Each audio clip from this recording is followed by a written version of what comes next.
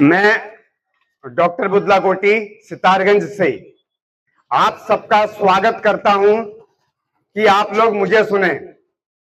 कांग्रेस से प्रत्याशी के रूप में 2027 चुनाव के लिए मेरी भी दावेदारी है बाकी 4 कैंडिडेट के साथ।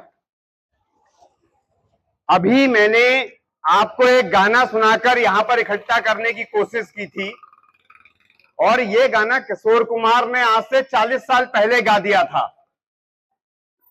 ये हमको और तुमको खूब लड़ाएंगे, ये कुर्सी के भूखे देश बेच खाएंगे, और ये आज की सच्चाई है। 2014 से जब से मोदी जी की सरकार आई है या राज्यों में बीजेपी की सरकार आई है, सिर्फ एक काम किया है, इन्होंने 2 तरीके से समाज को बांटने की कोशिश की है। 2 तरीके से। पहला है धर्म के आधार पर लड़ाई। तो धर्म के आधार पर ये लड़ाते किसको?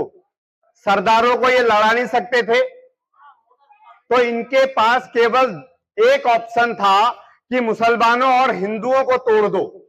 अंग्रेजों ने जो चीज की थी, तोड़ो और राज करो की नीति, वही नीति इन्होंने अपना ली और इन्होंने अपने जीतने का हर रास्ता तैयार कर लिया। तो धर्म के नाम पर नफरत का ऐसा बीज बोया।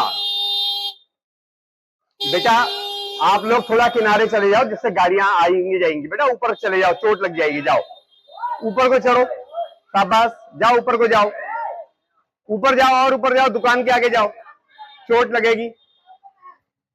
बेटा आप लोग भी थोड़ा पीछे हो जाओ, गाड़ियां आए जाए ना, रास्ता खुला रहे।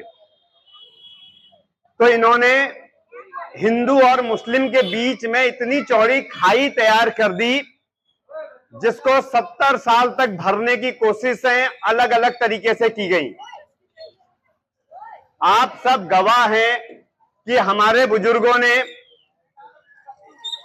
हिंदू और मुस्लिम के बीच की दीवार को गिराने की कोशिश की और हमेशा अलग अलग नारों से इस दीवार को गिराया था। मजहब नहीं सिखाता आपस में बैर रखना, हिंदी है हम, वतन है हिंदोस्तां हमारा। यह नारा कांग्रेस के समय में दिया गया था, गाना था। और यह सच है, कोई भी मजहब नफरत करना नहीं सिखाता है, हमेशा प्यार की भाषा की बात करता है। लेकिन इन्होंने आज हालात बद से बदतर कर दिए हैं, मानसिकता को इस कदर बिगाड़ दिया है कि एक बहुत बड़ा हिंदू व्यवस्था का समुदाय है, बीजेपी, विश्व हिंदू परिषद वाले, बजरंग दल वाले, ऐसे ऐसे ग्रुप जुड़े हुए हैं जो चाहते हैं कि इस द्वेष भावना को बढ़ाया जाए। संभलने का वक्त है, संभल के रहिएगा।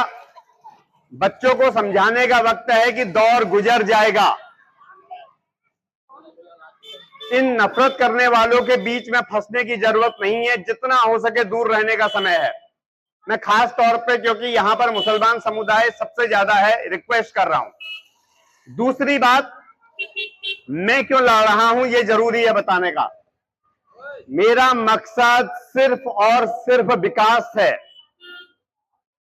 मेरी लड़ाई केवल और केवल विकास की लड़ाई है और विकास के पैमाने का अलग अलग है, हमें देखना पड़ेगा। पहली चीज, मेरी लड़ाई क्यों है, मैं ये स्पष्ट बताता हूं।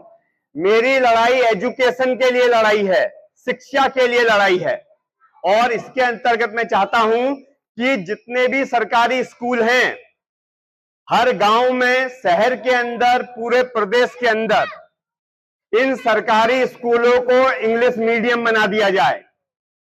मेरी लड़ाई, फिर बता रहा हूं, सारे सरकारी स्कूलों को इंग्लिश मीडियम स्कूल बनाने से है। मेरी लड़ाई उस स्कूल में हर विषय का टीचर उपलब्ध हो, इस बात की लड़ाई है।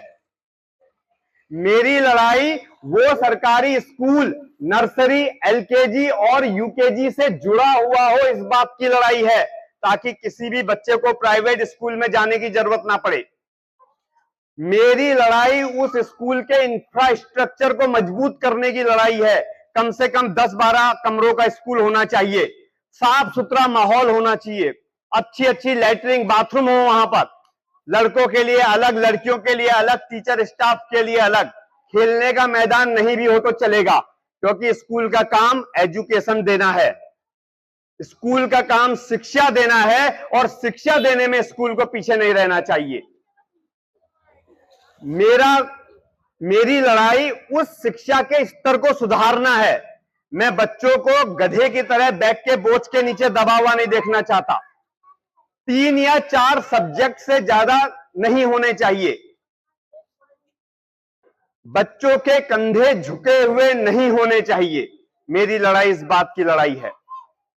और अगर मुझे मौका मिलता है आप लोगों की वजह से, तो मैं इस बात को करके दिखा सकता हूं, क्योंकि मेरे पास अगर सोच है तो करने का दम भी है।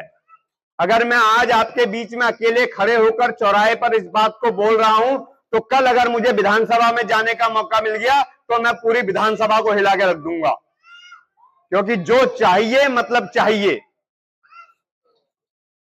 किसी भी गांव का बच्चा शिक्षा के मामले में शहर के बच्चों से कम नहीं होना चाहिए, और शिक्षा के चक्कर में मां बाप कर्जदार नहीं होने चाहिए।